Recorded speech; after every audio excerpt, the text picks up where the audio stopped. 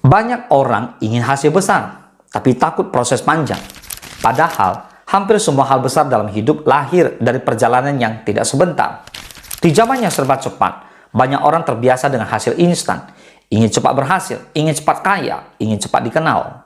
Saat kenyataan menunjukkan bahwa perjalanan itu panjang, mereka mulai ragu, mulai lelah, mulai berpikir untuk berhenti.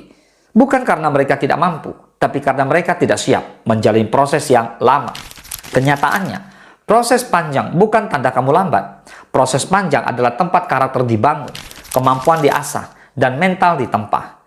Hasil yang cepat sering rapuh. Hasil yang dibangun lewat proses panjang biasanya jauh lebih kuat dan bertahan lama. Gas saja, bro!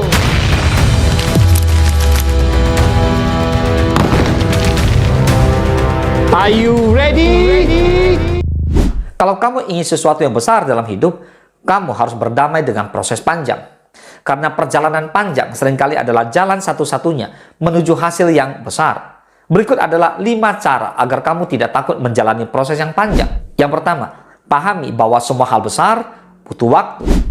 Pohon besar tidak tumbuh dalam semalam. Keahlian besar tidak lahir dalam seminggu. Kesuksesan besar tidak datang dalam 1 bulan. Segala sesuatu yang bernilai selalu membutuhkan waktu. Semakin besar hasilnya, biasanya semakin panjang prosesnya. Yang kedua, fokus pada progres, bukan kecepatan. Banyak orang menyerah karena merasa lambat. Padahal yang penting bukan cepat atau lambat, tapi apakah kamu terus bergerak.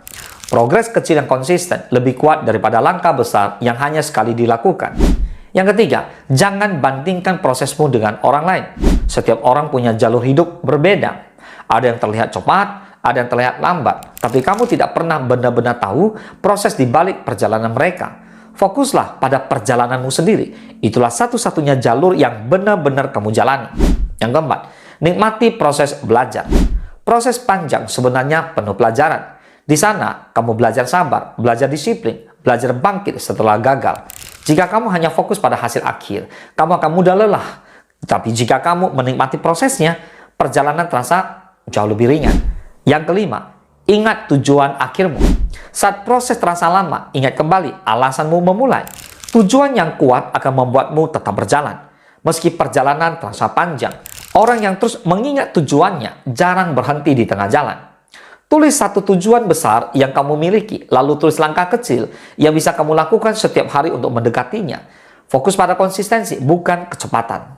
Proses panjang bukan sesuatu yang harus ditakuti.